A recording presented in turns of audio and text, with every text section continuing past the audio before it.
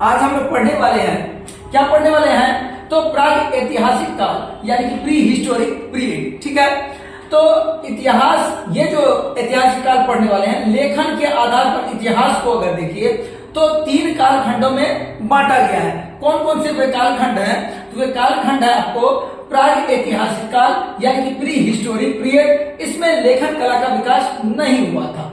अर्ध ऐतिहासिक काल, और अब देखिए लेखन का इसमें जो है लेखन कला का विकास नहीं हुआ था, और या फिर कहिए कि कोई भी लिखित साक्ष्य इसका प्राप्त नहीं हुआ। अगला आते हैं अर्ध ऐतिहासिक काल, जिसको प्रोटो हिस्टोरिकल पीरियड कहते हैं।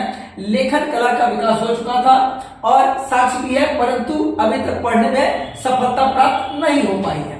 तीसरा देखिए ऐतिहासिक काल, ठीक है, हिस्टोरिकल पीरियड, इसमें पठनीय लेखन है यानी कि रीडेबल रिटन एविडेंस है इसके, और इसमें क्या, अब देखिए वैदिक काल से आरंभ यानी कि 1500 ईसा वर्ष पूर्व से लेकर के 1000 ईसा वर्ष पूर्व के बीच में ऋग्वेद की रचना हुई थी, पिछले क्लास में आप लोगों को बताए हैं। और उसके बाद जो है 1000 से 600 ईस्वी के बीच में जो है उत्तर वैदिक काल जिसको कहते हैं, इसमें 3 अन्य वेद, सामवेद, अथर्ववेद और यजुर्वेद की रचना हुई थी। अब देखिए प्रागैतिहासिक काल में हम लोग क्या पढ़ेंगे? तो पाषाण काल यानी कि स्टोन एज। अब अर्ध ऐतिहासिक काल का एक उदाहरण देखिए क्या है? सिंधु घाटी सभ्यता, कांस्य युगीन सभ्यता के नाम से भी इसको जाना जाता है। ऐतिहासिक काल में वैदिक काल का भी जस्ट आपको परिचय दिए। चलिए आगे बढ़ते हैं, साक्ष्य यानी कि एविडेंस के आधार पर आते हैं। सबसे पहले तो एविडेंस पर आते हैं ज्ञानी मानव, जिसको होमो सैपियंस कहते हैं, ठीक है, का प्रवेश इस धरती पर आज से लगभग 30 या 40 हजार वर्ष पूर्व हुआ था। ठीक है, भारत का प्राचीनतम मानवाब कवि श्वेत जीवन जो जहां कहां से प्राप्त हुई थी इसकी? तो असम से। भारत में मनुष्य का प्रथम प्रमाण कहां से मिला है? तो नर्मदा घाटी से मिला है। ठीक है, अब देखिए एक इतिहासकार थे रॉबर्ट ब्रूस फुड, भारत में पुरापाषाण कालीन औजारों की खोज का श्रेय इन्हीं को जाता है। पुरापाषाण औजार के बारे में संक्षिप्त जानकारी ले लेते हैं कि पुरापाषाण जो है औजार में कौन कौन से थे? तो प्रथम पुरापाषाण कलाकृति देखिए पलवरम यानी कि तमिलनाडु से प्राप्त हुआ है। भारत का प्राचीनतम नगर मोहनजोदड़ो, जिसको मृतकों का टीला के नाम से भी जाना जाता है। मोहनजोदड़ो को किसके? मृतकों का टीला। ठीक है, मोहनजोदड़ो का अर्थ ही होता है मृतकों का टीला। अब देखिए सबसे पहले लोग पढ़ेंगे प्राग ऐतिहासिक काल।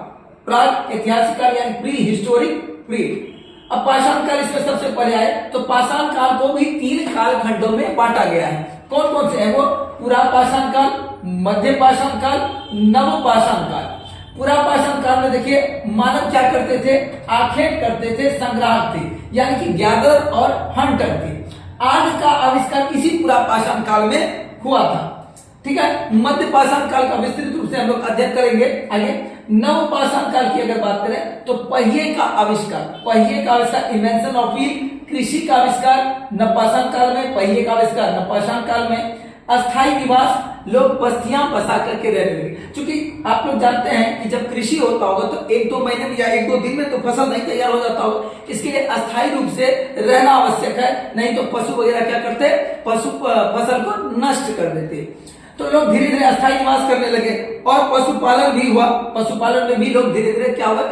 अब लोगों के पास क्या था कि अन्य प्रकार के वो काम कर सकते थे, क्योंकि उन्हें अब क्या नहीं करना पड़ता था, घुमंतु वे नहीं रह गए थे, क्योंकि भोजन संबंधी समस्याएं उनकी क्या हुई थी? समाधान हो चुकी थी। चलिए नेक्स्ट बढ़ते हैं, नेक्स्ट लेकर के चलते हैं कृषि और औजार।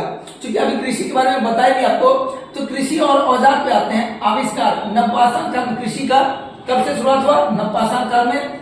औजार देखिए तांबे का औजार होता था, किसका? तांबे का औजार यानी कॉपर टूल्स। इसमें कौन कौन सा? तो कुल्हड़ी प्रथम औजार। साक्ष्य देखिए कहां मिला है इस कुल्हड़ी का? तो अतिरपकम में, कहा? जो तमिलनाडु में पड़ता है। प्रथम फसल गेहूं और जौ, शुरुआती दौर में कौन सा? तो गेहूं और जौ। इसका साक्ष्य मिला है मेहरगढ़, पश्चिमी बलूचिस्तान से। ठीक है, अन्य फसल देखिए चावल, इसका साक्ष्य कहां से मिला है? कोल्डिहवा उत्तर प्रदेश से। कहां से? कोल्डिहवा उत्तर प्रदेश से। चलिए नेक्स्ट बढ़ते हैं, बर्तनों के आधार पर प्राचीनतम संस्कृतियां। बर्तनों के आधार पर, इसके लिए सबसे अच्छा आप लोगों ने शायद संभवतः अगर आर्ट्स स्ट्रीम से आए तो 12th आप लोगों ने पढ़ा होगा किसके बारे में? तो हड़प्पा सभ्यता। हड़प्पा सभ्यता की जानकारी हमको कैसे मिलती है? उस समय से जो पुरातत्व प्राप्त हुए हैं हम लोगों को, उससे हम लोगों को प्राप्त होता है उसकी जानकारी। सबसे पहले आते हैं मालवा। संस्कृति का नाम है मालवा, और इसमें देखिए काला तथा लाल प्रकार के विशेष प्रकार के बर्तन का निर्माण होता था। उसके बाद बुर्ज होम, जिसमें धूसर रंग के बर्तनों का अधिकांशतः निर्माण होता था। जोखे लाल रंग का, दक्षिणी नवपाषाण चमकीला धूसर, पूर्वी नवपाषाण देखिए भूरा लाल। उसके बाद जोरवे संस्कृति की बात अगर करें, जोरवे संस्कृति देखिए ताम्र पाषाण संस्कृति कहा जाता है। जोरवे संस्कृति को ताम्र पाषाण संस्कृति भी कहा जाता है। इनाम गांव नामक बस्ती से, ठीक है। आगे बढ़ते हैं, देखिए भारत नागरिक सेवा की अंतिम नोट पर थोड़ा सा अंतिम में जाते जाते आपको एक नोट दे देते हैं। भारत नागरिक सेवा के अधिकारी रिजले प्रथम व्यक्ति ऐसे, यानी कि रिजले क्या थे? प्रथम व्यक्ति थे जिन्होंने प्रथम बार वैज्ञानिक आधार पर भारत की जनसंख्या का प्रजातीय विभेदीकरण किया था। याद रखिएगा इसको। उम्मीद करते हैं कि आपको समझ में आया होगा, और अगर पसंद आए तो लाइक कीजिए, सब्सक्राइब कीजिए और कमेंट कीजिए। जय हिंद, जय भारत।